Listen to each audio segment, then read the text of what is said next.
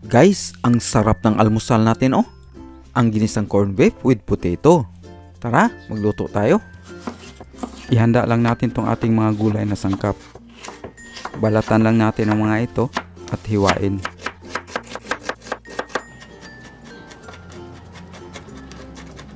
Magpainit tayo ng kaunting mantika. Ipan-fry lang natin tong hiniwang patatas ng ilang minuto hanggang mag-iba ang kulay at magkaroon ng kaunting lutong. Mas masarap kasi ito pag piniprito muna ang mga patatas. About 10 minutes, ganito na ang kanyang appearance. Pwede na to, kaya alisin lang natin to sa kawali. Mayroon pang kaunting mantika na tira, kaya ito na ang gamitin natin panggisa. Igisa lang natin itong bawang at sibuyas ng ilang segundo.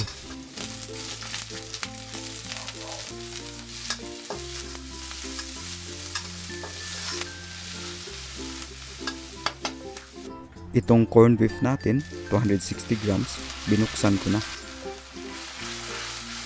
Igisa lang natin to ng ilang segundo.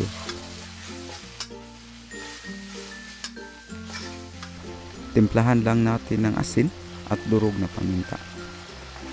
Haluin lang natin at patuloy lutuin ng ilang minuto hanggang maglabas ang corned beef ng kanyang taba. Please like, share, and subscribe sa ating channel para updated po tayo sa ating mga bagong recipe. Ilagay ang patatas at haluin saglit.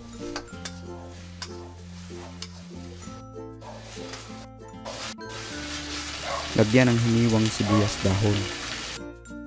Haluin saglit at i-adjust ang timpla kung kinakailangan.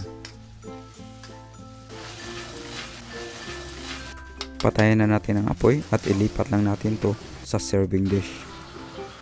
Ganito lang kadali ang ating recipe. Para masundan to, ito na ang ating mga ingredients.